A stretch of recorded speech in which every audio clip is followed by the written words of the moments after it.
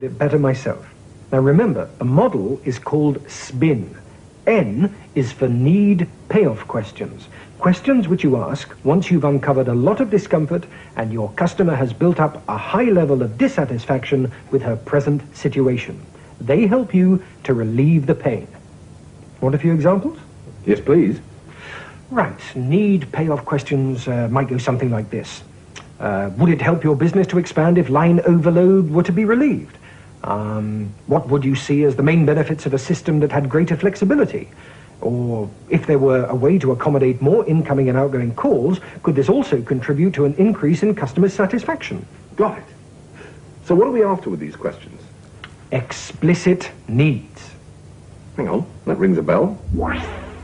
So, if there was some way of allowing Mrs. Sutherland to express in a precise and explicit way what it is she requires from you, then you'd be willing to give it a try? Yes, definitely. That is what is called an explicit need. You see, they are exactly what they say. Explicit. Your customer says what she wants from a telephone system and how it will benefit her. Now, No more chat. Time for you to go and try it out for yourself.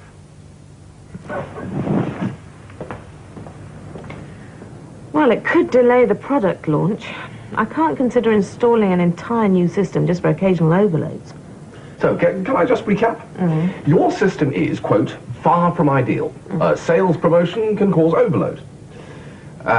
Some customers can't get through, take their orders elsewhere, and you lose a not insignificant amount of business. But at the same time, because you haven't got enough lines, your telesales staff can't call out frequently enough and so lose sales.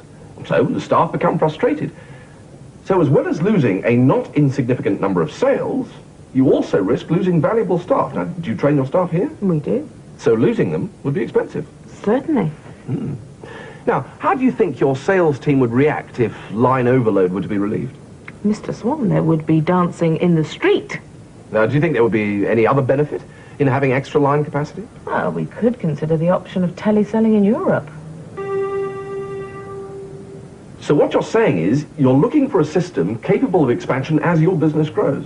Well, it would be comforting to know we could increase the size of the system without actually having to replace it. And what would you see as the major benefit if the system had a flexible growth path? Well, obviously, it would be good to have something that could grow as we grow. It's far too costly to keep replacing the system every time we open a new plant. In an ideal world, of course, I'd like something that could accommodate new ideas.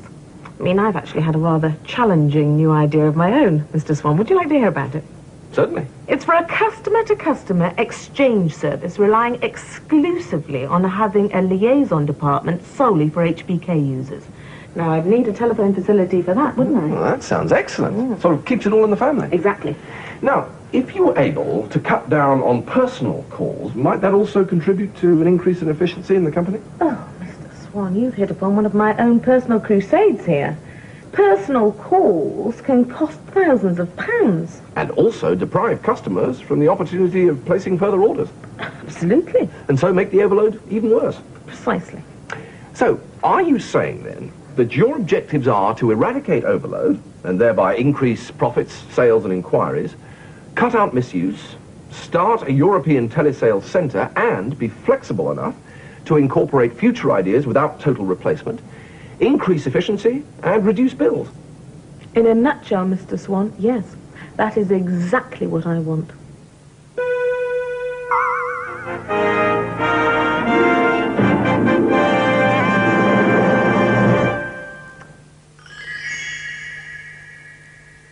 Let me tell you about PrizeTel. So you see, Doc, I feel much better about things now.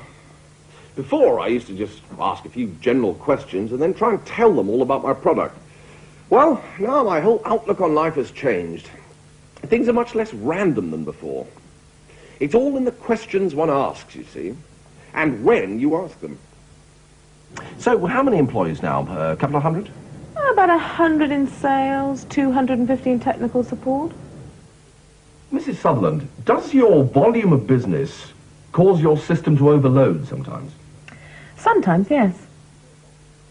Any idea how much business you may have lost as a consequence of these occasional overloads? Some, a little. Not too much, I hope. Thousands of people do get through, you realise. Now, how do you think your sales team would react if line overload were to be relieved? Mr. Swan, there would be dancing in the street.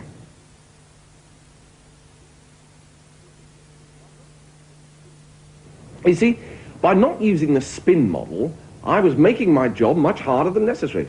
Well, now I'm up for a much easier time. Why get in my own way? No, I'm going to start being extra good to myself. I deserve it.